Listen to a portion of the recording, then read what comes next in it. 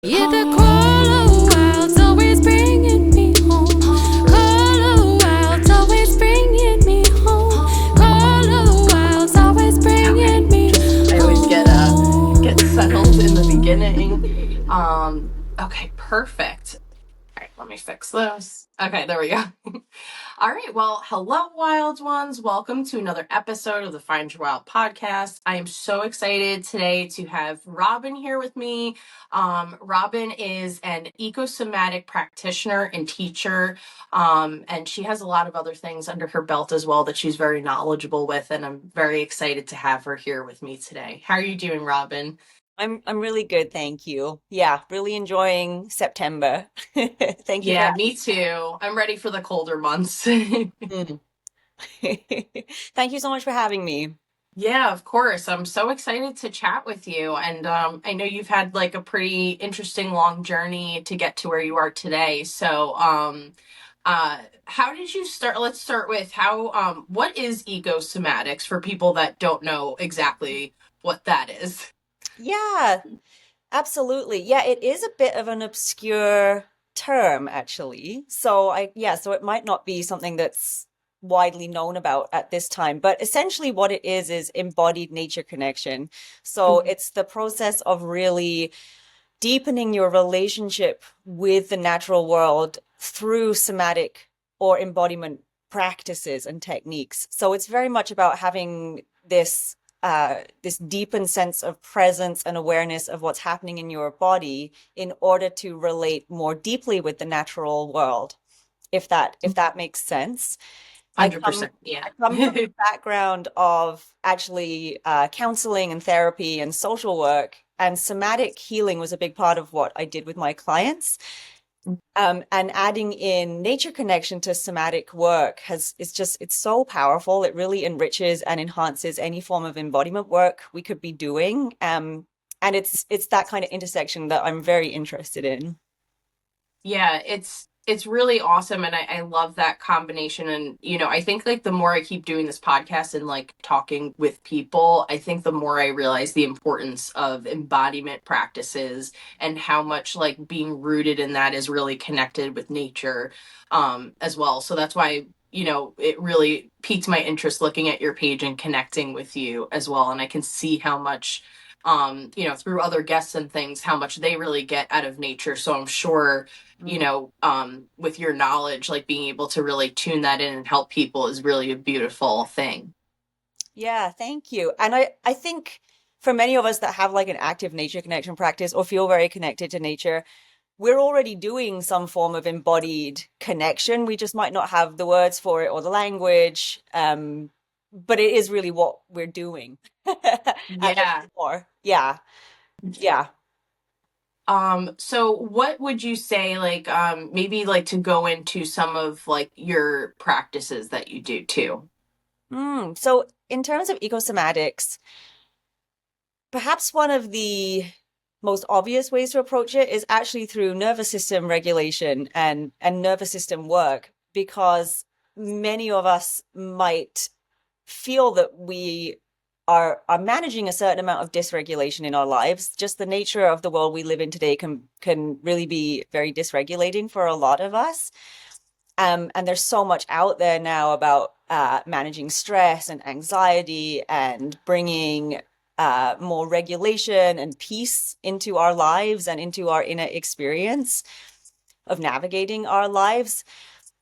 And I think nature connection is a really great way to help bring in more regulation. And that can be a really good first step for people to come to it, because it's been shown scientifically, but it's something that we would have all experienced probably, or many of us will have had this experience of when we're out in the natural world, we do feel a sense of peace and calm and a sense of like expansion, and even getting a deeper perspective on what's going on in our lives. Like nature really activates that response within us. And Yeah. it's very much tied into nervous system work.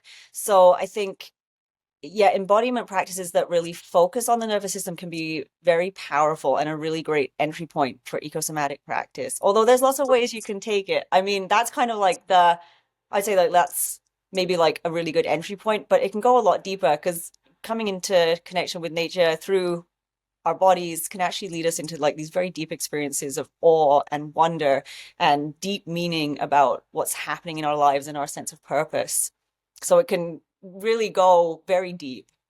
Yeah, it's amazing too, right? Like I just like, you know, with what you just said, I think about how science over time you would I don't know, maybe when we first discovered science and you would think how science would take us away from nature, but it's so funny that with science we're coming to see more and more how much we are one and connected with nature. So it's kind of like circling back together, which is really neat. Yes, and it's exactly, and it's showing us what we knew all along, and Right. what many Earth-based cultures and my own ancestral traditions would have known when they were still a lot more active. I mean, they still are, but back in the day when we were living a lot closer to the land, this was a very well-known phenomenon that being in nature is very good for us, and now we're coming full circle to proving it or finding evidence for it through science. But yeah, I don't. But science definitely is a beautiful ally in this work, I think. Yeah. Yeah. Yeah, absolutely. I think especially when it comes to healing, because I think a lot of these things unfortunately get blanketed off as like woo woo or other kind of terms related to that in that sense. But with this, it's really great because science backs it up. So there are a lot of facts and just showing like, no, this is really good for us, to be one and connected with nature. Yeah, absolutely. And yeah, I mean, there's so much evidence for it out there now, like so many studies being done, and it's just pretty obvious, really, that it works. Yeah. Yeah. And I was going to ask you too about like the nervous system regulation. I feel like that's really piqued my interest a lot recently. So maybe like to, I don't know, like give people that are listening that don't understand so much or aren't so knowledgeable about like our nervous system and why it's so important to actually regulate that. Yeah, no, I'm really happy to speak about that. It's really important. So, thinking of a good place to start with that. So, Yeah. yeah. So, I mean, in broad terms, we have two branches of our nervous system. So there's the parasympathetic and the sympathetic.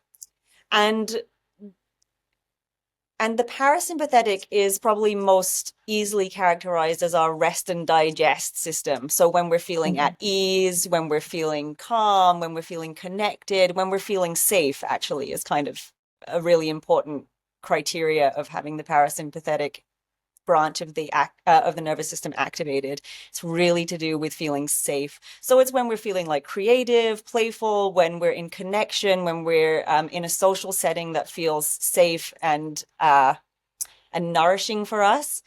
And then on the Mhm. other hand, we have the sympathetic nervous system, which is often talked about in terms of when we're very anxious, when we're very stressed, when we're in the fight, flight, freeze, or fawn state, when something's happened that is immediately feeling very threatening to us.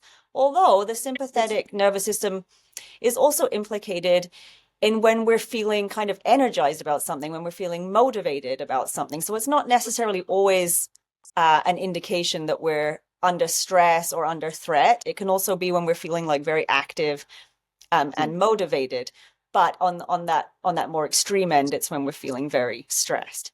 So Right. it's normal for us to go through this kind of undulation of being in all of these different states between the parasympathetic and the sympathetic.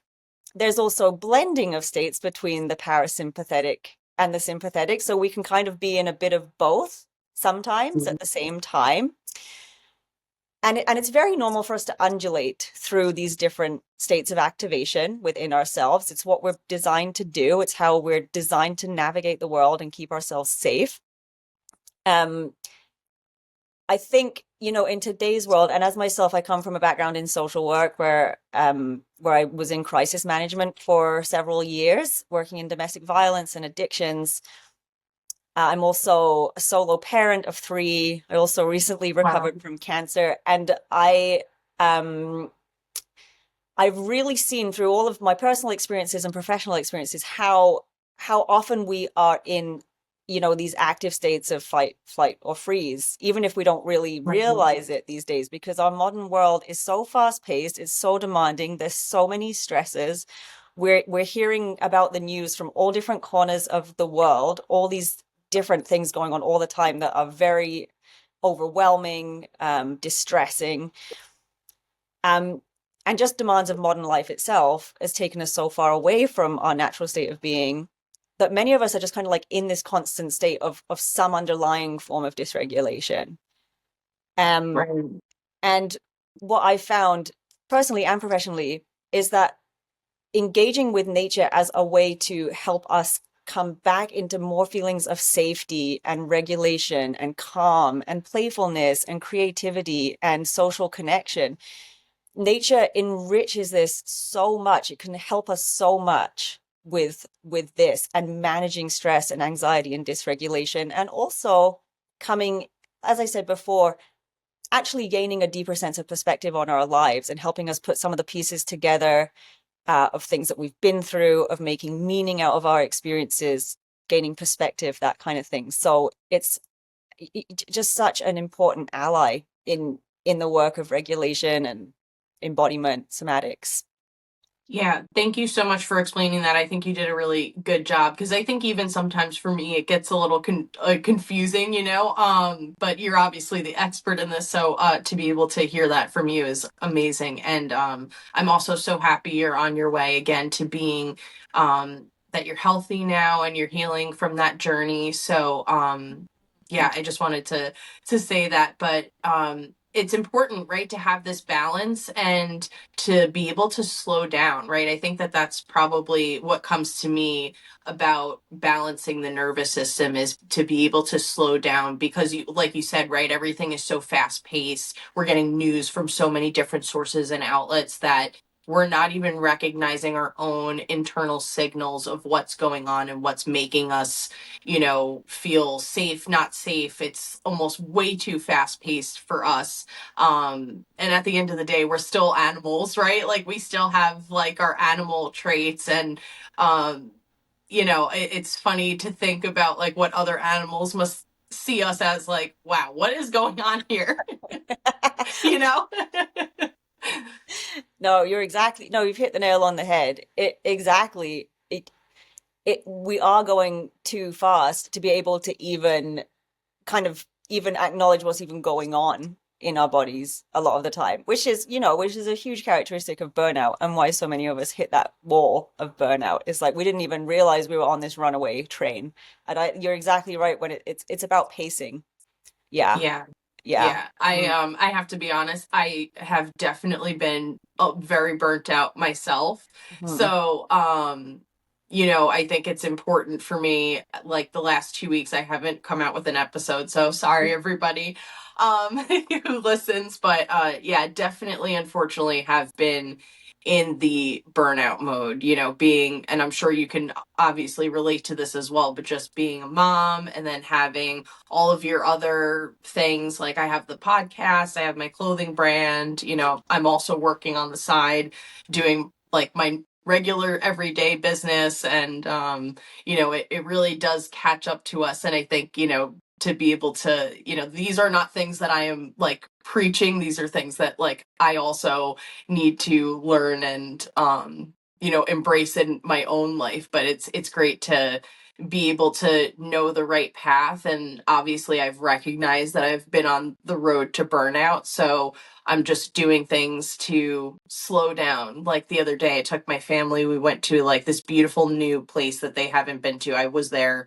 once, to be able to go hiking and, checking out a new hiking trail, and, taking my son to like some museums and stuff while he went back to school already, but he was out of school. So, yeah, I think it's really important to make time to slow down. And I feel it too. So it's a normal thing, unfortunately, that we get caught up with this modern day and age. Yeah, it is. Yeah, and I really, really relate to everything you're saying there about it's so easy to get caught up in having, so many things to do each day, Yeah. and not only just the expectation of that you you should be able to do all these things, or, you know, we should be able to handle all this.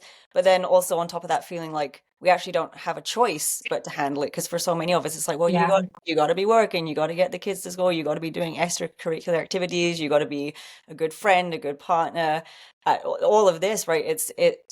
And I don't know, before I got cancer, the list of things I had to do every day is ridiculous. It wasn't Yeah. possible. It was like Yeah. every minute of the day was accounted for with some kind of task that needed to be done. And I really thought I was on top of it, and I was on top of it for a couple of years. And but eventually the body was like, okay. Yeah. It was like, Yeah. I can't handle anymore. yeah, it did, and I was really kind of forced to slow down and actually bring that slowness into my body. And that actually took some time, because it was easy for me to cognitively understand that I need to slow down, but I had to actually bring that pace into my natural rhythms. And that's been something I've been working with for about 6 months now, which has been great, actually, because I feel so much more grounded now. But I Yeah. really hear where you're at. And also Yeah. with everything you're saying, it's things that we're really interested in, and we want to be doing those things, right? Like you're saying, Right. it's like these things are really beneficial to our lives and enriching for our lives. It's just like, how do we balance it? Yeah. Yeah. Exactly. It really is, right? It's like so hard to be able to. I think that's the point where I get caught up, is that I do want to do all these things, Um, not so much obviously like the cleaning, but then, I get backed up and then I'm like, okay, I gotta like speed do it.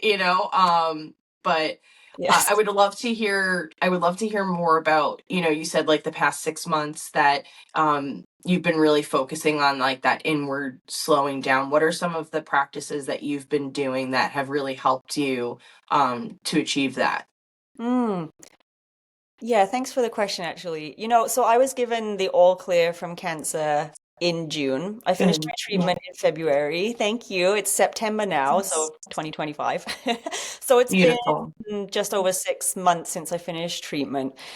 And really, I didn't approach the slowing down intentionally at first. It was kind of a forced slowdown, because I was very unwell and I just couldn't do things. Like, I was in bed most of the time. I was very sick. I had chemo and a lot of complications with that. And so I didn't have a choice. I just didn't have the energy. I had a lot of pain and a lot of exhaustion, a lot of fatigue. So my body just like had to stop. Like, I had to slow down. I was doing like the bare essentials. Like, if I eat every day, that's good. That's a good day, because that's about what I had the energy for. Um, so so so what I'm trying to say really is that I didn't have a choice in it. So it wasn't that I had a set of specific practices that I was like, oh, I'm going to start intentionally slowing down. It was that I was really hit with this situation, and my body changed because of it. And as I've started to get my strength and my energy back over the summer to now, I've noticed it's really changed me internally. So even though I'm feeling a lot more, I don't want to say back to normal, but I have a lot more strength and energy and health back now. And I've, been given the all clear, all of that. All my blood work is good. My internal pace has just completely changed because of that experience, in a way that I didn't have to kind of intentionally do it. It's just kind of repatterned Right. everything within me. And, I don't know if I could have done it personally without having gone through that, because Right. I'm so driven. I was very ambitious. I had so much to do, and I was really proud of the fact that I was keeping up with a million things every day. It was like part of my identity. It was like how good I was at managing everything. I was in crisis management too, so I was like Oh, wow. managing, I was doing like managing crisis like 40 hours a week. And then coming home and single parenting. Like, it was ridiculous. It was like doing A way too much. lot. It's a Yeah, lot. it Yeah. was.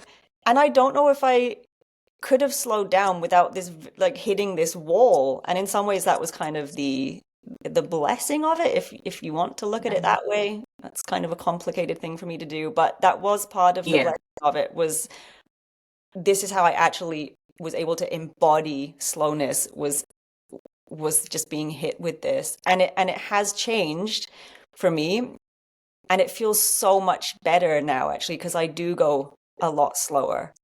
And that's Right. given me so much more space in my life. So I'm really glad I've got to this point of being able to actually enjoy slowness, because before I didn't really even want to slow down, even though I knew Right. it was too much and I knew I was very dysregulated. But now I actually enjoy the feeling of slowness. Yeah, I don't know if Yeah. that answers your question. Sorry, it's not very No, no, it does. It does, because it makes sense. Like, you wouldn't have necessarily, like, you think of it differently than I thought of it, right? So that makes a lot of sense in that way. And, it reminds me of the quote, right? They have that online, like, slow down before your body makes you slow down for you, right?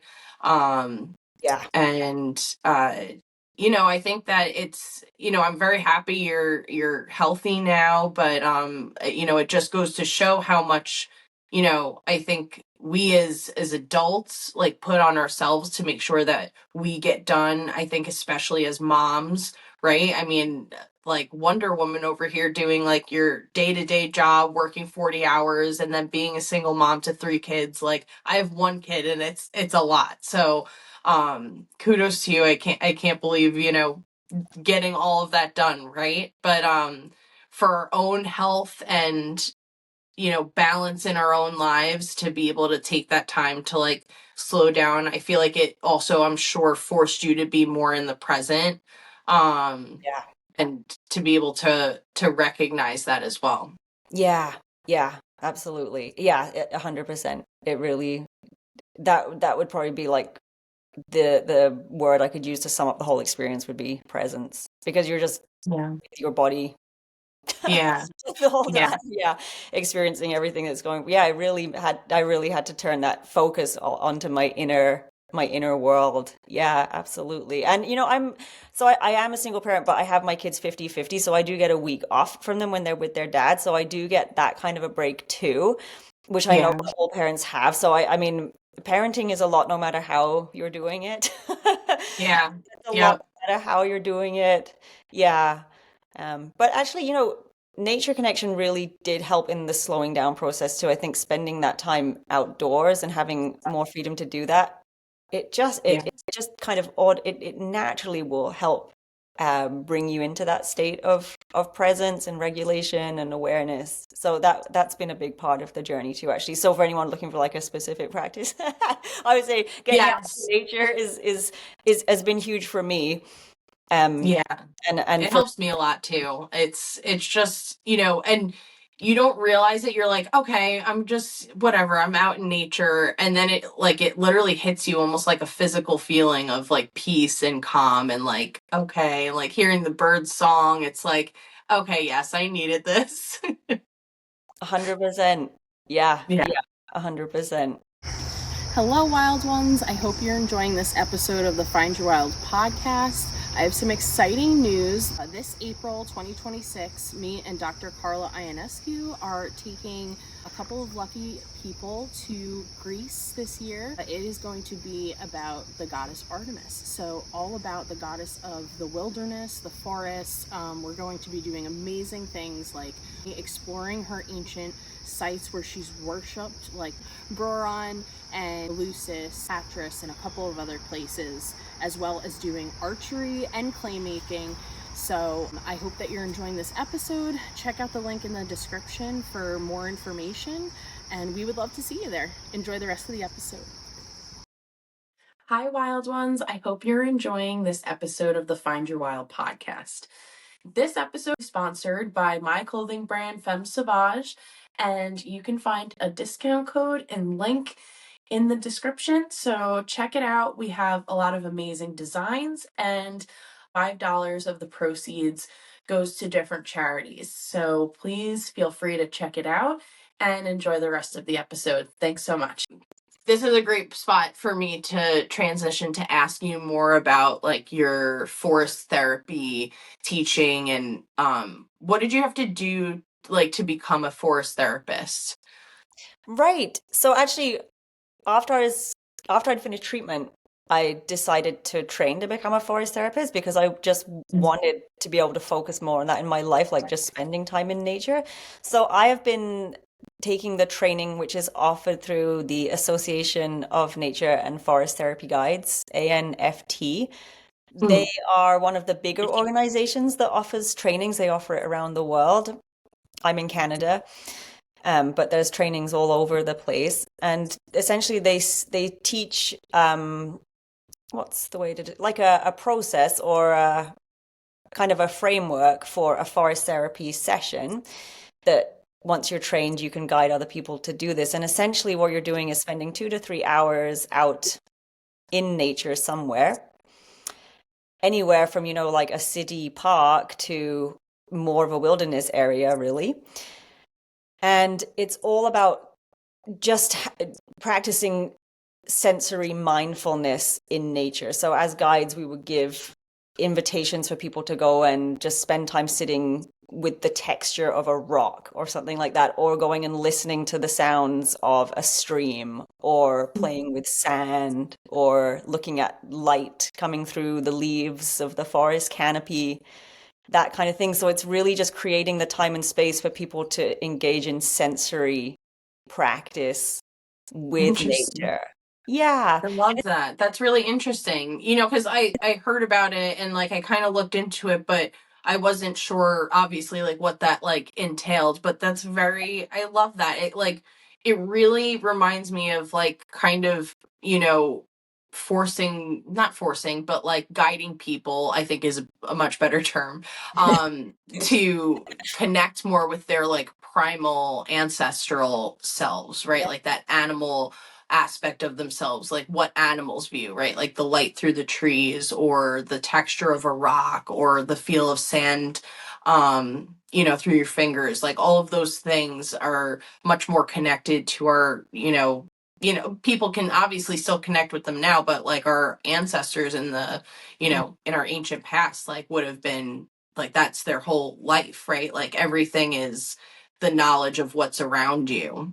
Yeah, exactly. And it seems like very simple and kind of even boring or basic to be like, I'm going to sit and hold a rock for 20 minutes and just like be with this rock. For But sure. but it actually has the effect of really taking us out of that wired, frantic state. It really, like, it viscerally changes the body. Like our brain waves will slow down, our nervous system becomes more regulated, our heart rate variability improves, blood pressure comes down. So we have these very clear, tangible effects from doing this. I'm sure you would have heard, it kind of is derived from the Japanese practice of Shinrin-yoku or forest bathing, but it's kind of been Yes. adapted. Yeah, so the process I trained with, it was adapted, within the Western context, but it comes from those roots.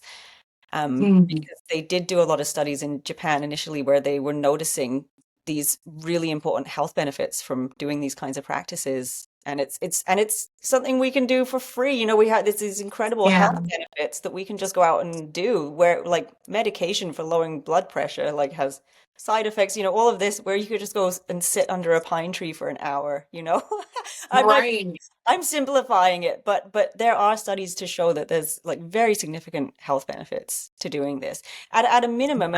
And so there's the health benefits, but then there's also this sense of like connection and spirituality and meaning that can come out of it too. So it's a lot of things.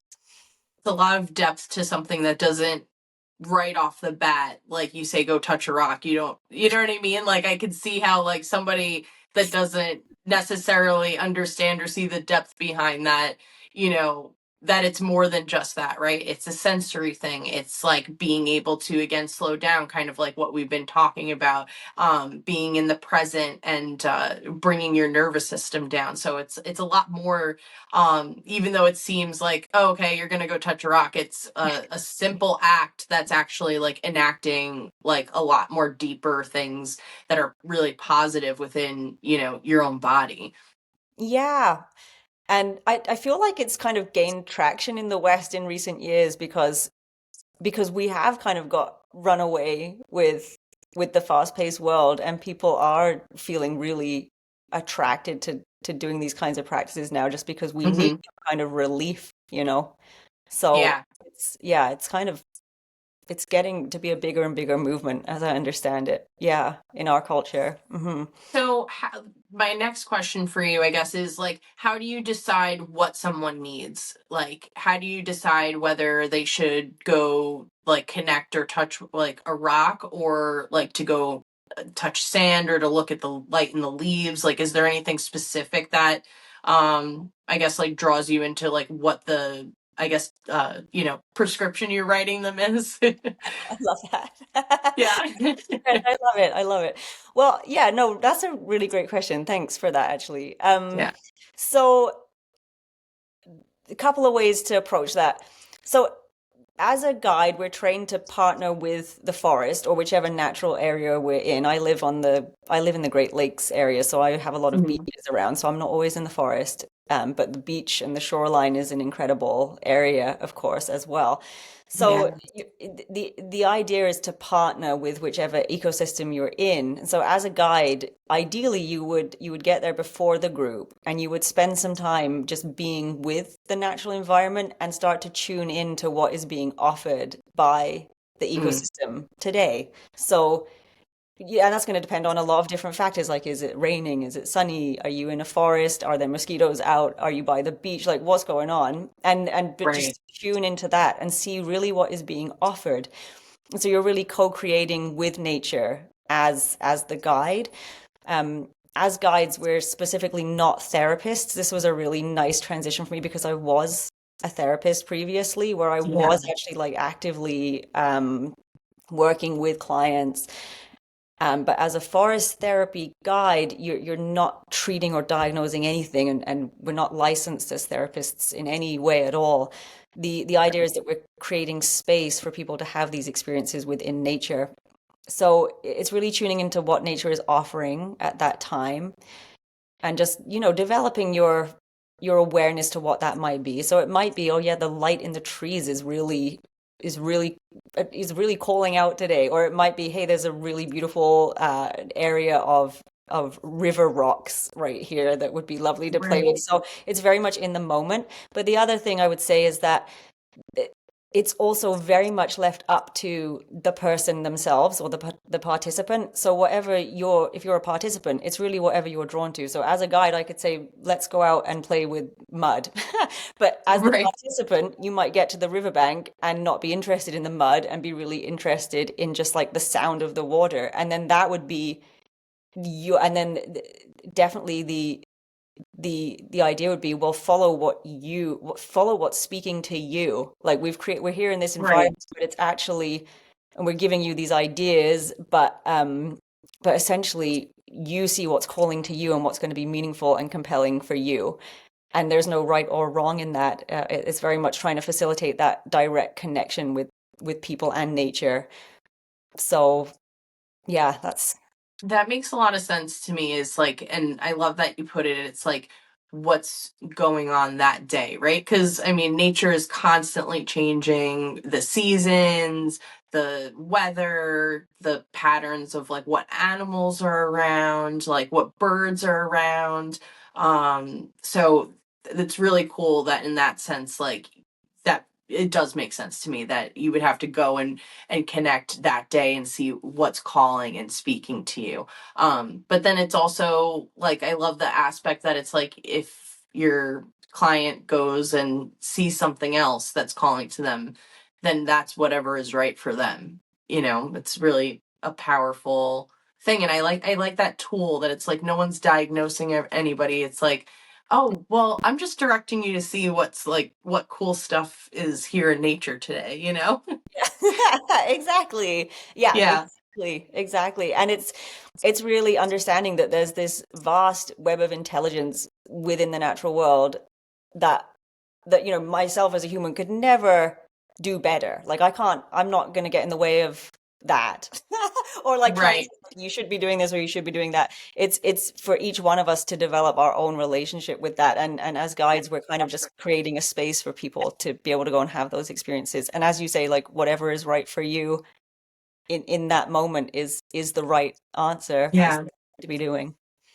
Absolutely. Especially for me as an artist, there's something about going in the forest that, um, I mean, anywhere in nature really, but specifically because we're talking about the forest, and that's where I usually go to access and to calm down and, go hiking and things, is there's always so many beautiful patterns, colors, like, you know, little things that just are like, wow, that's really interesting. Like, that's so beautiful. Like, there's this really beautiful butterfly by me. It's like a red spotted purple butterfly, but it's like actually black with blue wings on the top. And then underneath, it's more camouflage. And I've been seeing it everywhere this summer. So just really incredible. But, or like, a really cool spider web that's like in the trees. There's always just something that's, you can never go wrong, even if you just go yourself and are walking through. You never know what you're gonna see. It's always a surprise, right? Yeah. Oh yeah, you're so right because it just the complexity, like the patterns and the colors and the textures, and it's just endlessly inspirational. Like yeah, and Yeah, I really get that.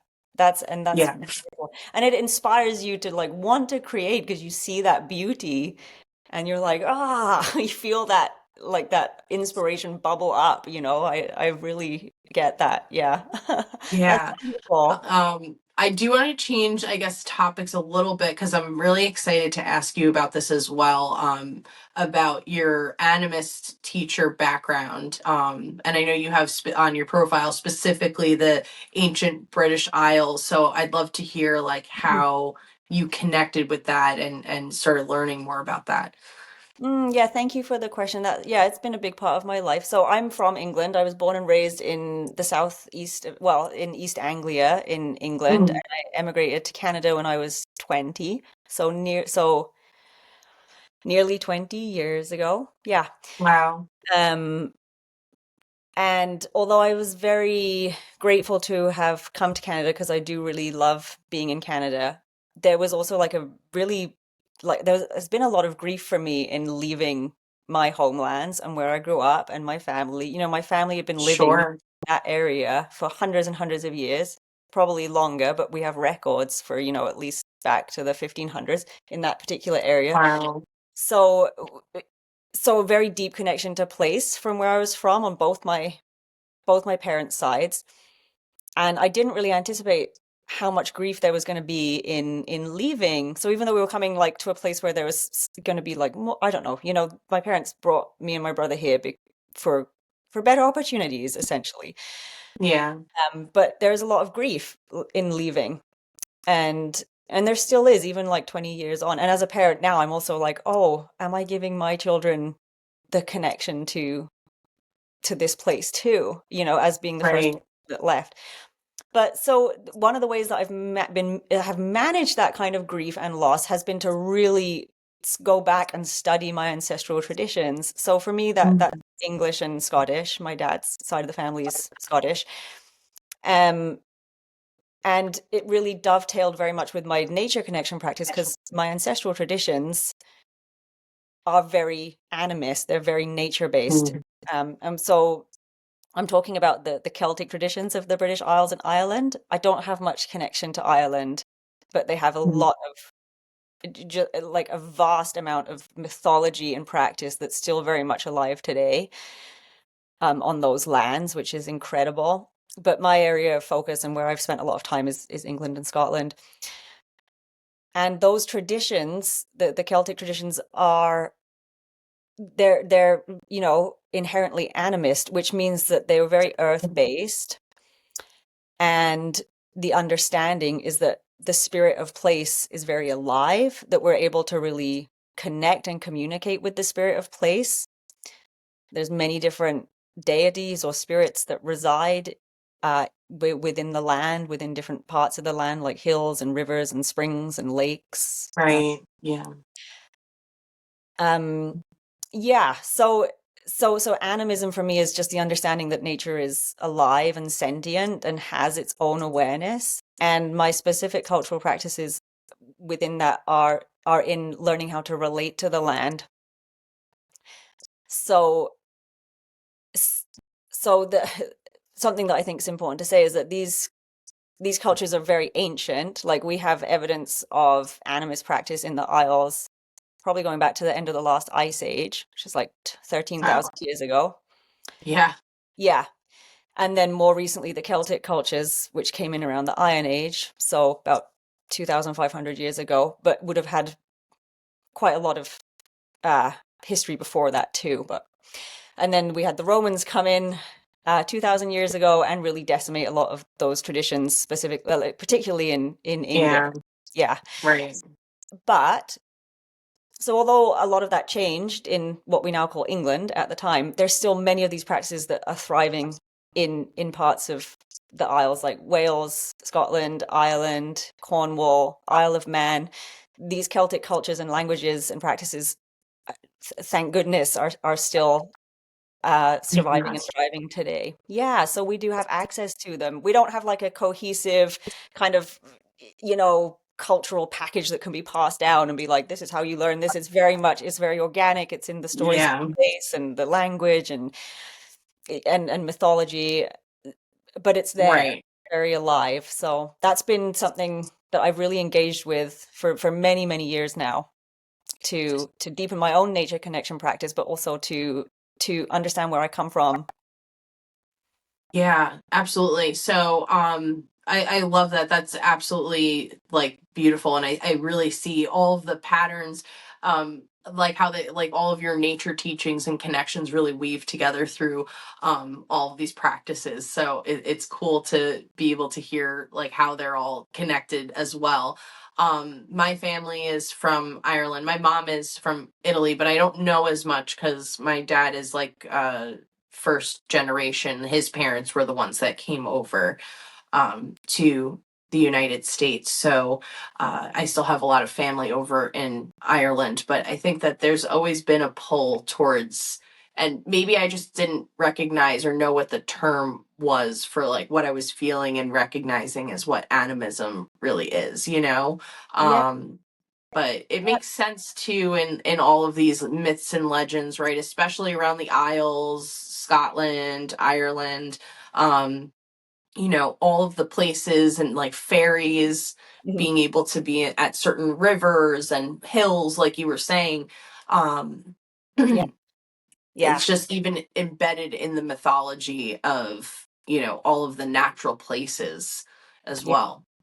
Yeah, 100%. And the concept of the other world, which is, really prevalent in all of the Celtic stories, Right. or like a huge bulk of the Celtic stories, is I believe that's like our animist cosmology is seen in the other world, because my understanding of the other world is that it's really this kind of dreaming consciousness of nature. And so when you're taken, like, when the fairies appear, or the hollow hills, the spirits of place, like, the goddess Bridget, or the Carliac, or Right. Ananan, the god of the sea, all of this, it's a very deep understanding that you can actually be in communication with the sentient awareness of the natural world. And when we look at like the Druids, we don't know a lot about the Druids, but one thing that does seem to be clear is that their sites of worship and reverence were in groves of trees.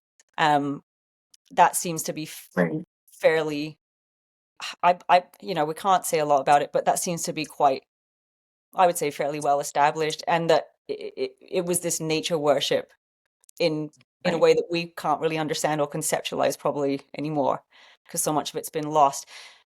But definitely taking like our reverence and our prayers to the spirits of place and the land was a huge part of those cultures for a very long time. Yeah.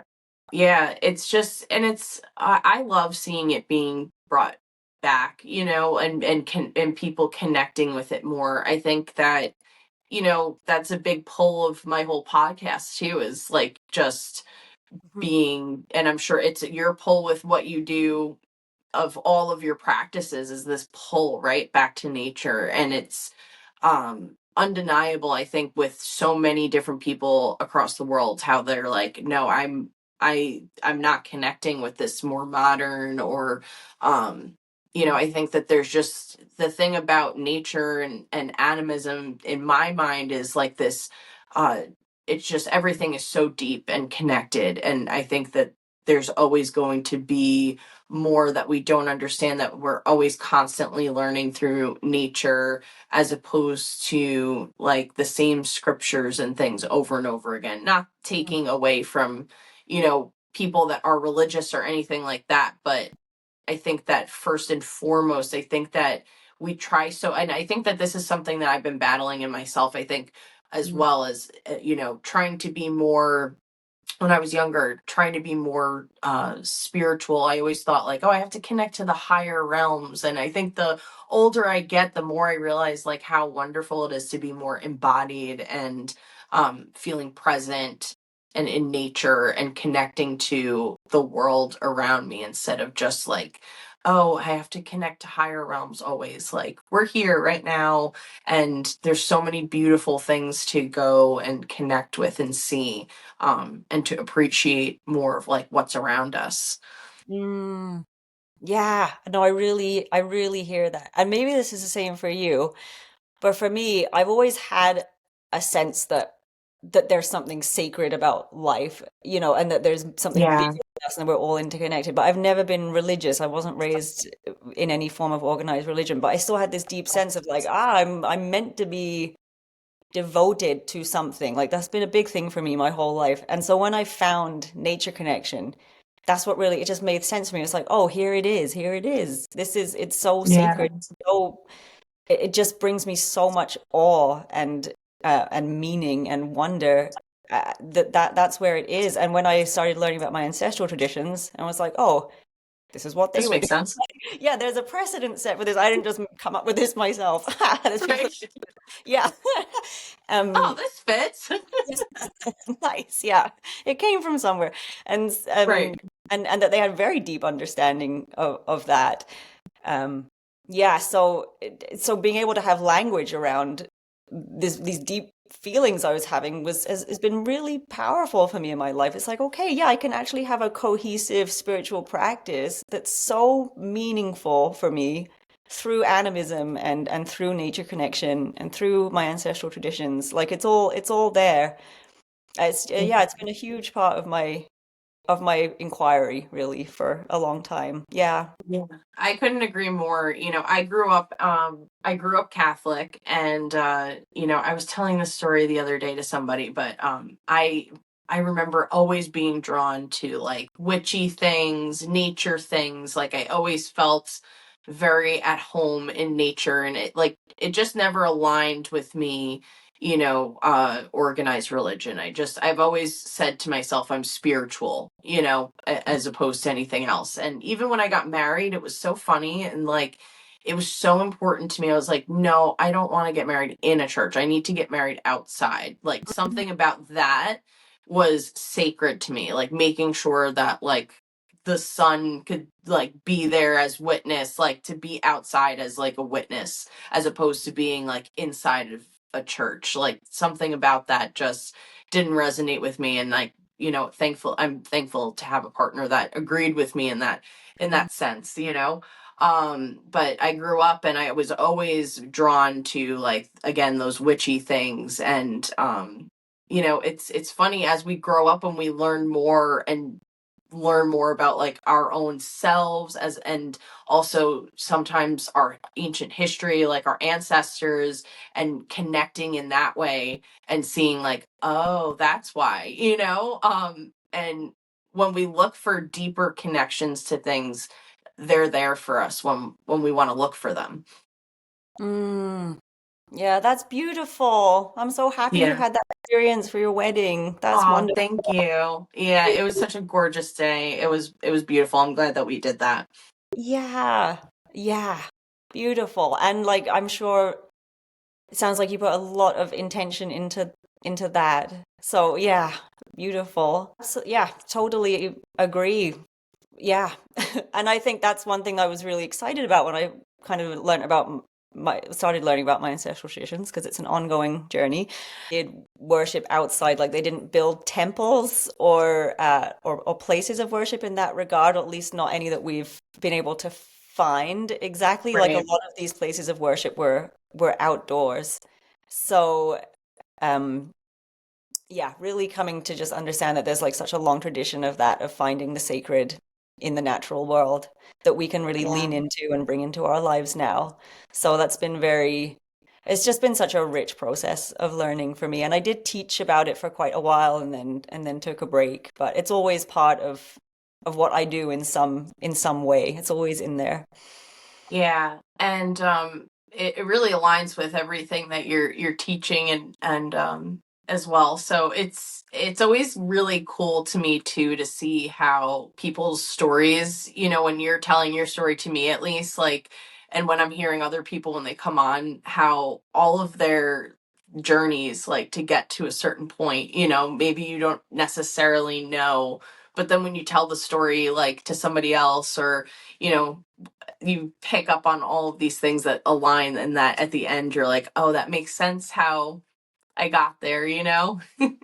Yeah, no, it's so cool, all the different intersections of life that can bring you to certain places of like understanding and practice and place. So yeah, it's really cool. Yeah, absolutely. And what would you say like your focus is now? Because I know that before, unfortunately you got cancer, you were very, very busy and, doing a lot with social work and all of that other stuff. So what would Mm. you say like your path and like what your focus is now?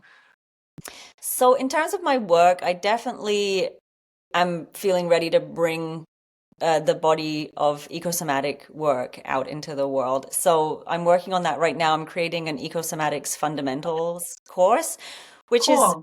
yeah, thank you. And really it was, to answer your original question, it's really to answer that question, like what is ecosomatics? What does it involve? What's Right. kind of the principles behind it? And what are what does it really mean to have an ecosomatic practice? So it's really addressing that. So it's a fundamentals course. It's just going to be the basics of ecosomatics and ecosomatic practice and embodied nature connection. So that's really like a big focus of mine right now is pouring into that and creating it. So that's kind of the work that I really want to be engaging in. Yeah. Um, and then other than that, it's motherhood. It's really focusing on my kids, and that's huge, right? Like especially Yeah. after having cancer, like that was, it was probably harder for them than it was for me in many regards because they're quite young, and seeing their Yeah. mum go through that and having that fear of of what was going to happen, and so definitely just spending a lot more time with them because when I was working so much before, I just didn't have that time to really engage with them properly. It was just so busy all the time. Yeah, it's good And to have that, like I'm sad that you obviously had to go through such a big health thing, but I'm happy that, you have that space with like your children. It's so important, right? yeah. And I mean, honestly, it's funny because like I guess sometimes maybe this would come off as like a selfish thing, but for me, I think as a mom it's like a recharging thing, like how we were talking about, these are things that we want to do, right? Like this is something that I really want to do, like my podcast and connecting with beautiful people such as like yourself, and just doing as I like say, right? Like to my son, and being like a good example of like following your dreams and like showcasing that toward children. And I think always just like being a good example is really important for me in regards to like being a mom. So and that takes a lot of work, right? Like I mean, especially because you said you have 3 kids, right? Mhm. Yeah. And yeah, I have one, and and it's like all I think about, it's like how can I make sure I'm being like the best that I can be for me, but also like for him. And um Yeah. it's takes up a lot of my brain capacity. Yeah. No, I'm sure it does. Yeah, absolutely. Yeah, I really relate to that. And how easy it was when I look back, how easy it was for me to kind of like let that slide, to be honest, because I Yeah. was just so busy. Like, I was just so busy. I'd work, get home, make them dinner, put them to bed, work again, and that was it. That was like I didn't really get that quality time with them, just trying to hold everything together. And it's very different now. And I feel like I'm seeing that in them too, that they just are Yeah. feeling like, because as a former therapist and somatic practitioner, I kind of track their nervous systems, and I'm even seeing in them that they are more regulated, and they do seem to feel like that much safer and secure now that I'm actually able to be there for them in a much more grounded way these days. So that's That's so very, beautiful. thank you. Yeah, it's just such a huge, it's another huge thing that's changed. It makes me sad to think how far I'd gotten away from that previously.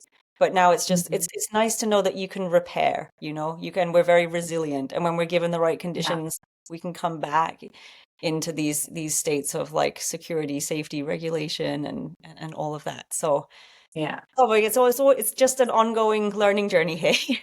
Like all of it. Yeah, and like, I think that it's also like we can, like I think it's just such a important aspect of like, it kind of reminds me of like, I don't know if you've ever seen the movie Eat, Pray, Love. I used to Wait, watch it all the time when I was in college, but like how sometimes we need to like unbalance to refine balance, and it's all part of the process that, the unbalance, and like when you find something good and to try to, I think it's enough that like moms especially get such mom guilt and, mom shamed a lot, that we put so much pressure on ourselves that it's okay to just like take grace and be like, every day is a new day. If you want to start something new every day, I mean, that's literally what I'm telling myself. Like, I want to create better practices and like be healthier myself, and, have a little bit more of a healthier schedule for myself. And like, every day I'm just like, okay, every day is a new day. Like, you can become like the person you want to be with every single day going forward. And, it's never too late to, get a hold of your life or like change your life if you feel disconnected from it. There's always, every day's a new day. Yeah. yeah, 100%. Yeah, and we're very resilient. Like, yeah, exactly. There's always another opportunity. And it's good to remember that, hey, because it can be, like you say, it can be really easy to get down about it and feel that shame or that guilt, but we get another Yes. chance. We do get another chance. And the opportunities for repair are actually quite substantial. So even when I look at things that have happened with my kids that I feel really bad about, like being sick and them having to see me be sick and not being there for them as much as I should have when I was really working all the time. And it's really hard to hold those things. But then I'm also just trying to focus more on the opportunities for repair Yeah. and really nourishing those relationships with them now. Yeah, I Yeah, think it's so beautiful. I like, and it's like just a great example of like, your story is a great example of resilience in general, and just like how we can move forward with our lives and, make our lives every day a little bit better. mm, So, thank you so much, Robyn, for taking the time to come on. I really enjoyed connecting with you. And let people know how they can find you and connect with you, and eventually get that ecosomatics course that you were talking about eventually. thank you. Yeah, it's been Yeah. lovely to connect with you. Thank you for the opportunity. Thank you. Yeah, of course. So I'm mainly on Instagram at awaken.to.nature. So awaken to nature. That's usually where I post and talk about what I'm offering and what's coming up. But I also, I have an email list that people can subscribe to, which is natureawakened@gmail.com. And my website is awakentonature.org. So I can be found there. I'm not too hard to find. And yeah, I'd love to see anybody that would be interested in that. Perfect. And yeah. Absolutely. Yeah. Well, we'll definitely stay connected. I really enjoyed chatting with you and hearing your story. I'll make sure to link those below, but just for anybody that's only listening, I always like people to say it at the end. But for anybody looking to connect with Robyn, I'll put all those links again in the description and everything like that, so you can easily find her. But I just wanted to thank you so much again, Robyn, for coming on. I really enjoyed chatting with you. And thanks for bearing with me through my technical difficulties. I really appreciate it. All good. Yeah. Thank you. Thank you so much. Perfect. And thank you, Wild Ones, for listening, and we'll catch you on the next one. Bye.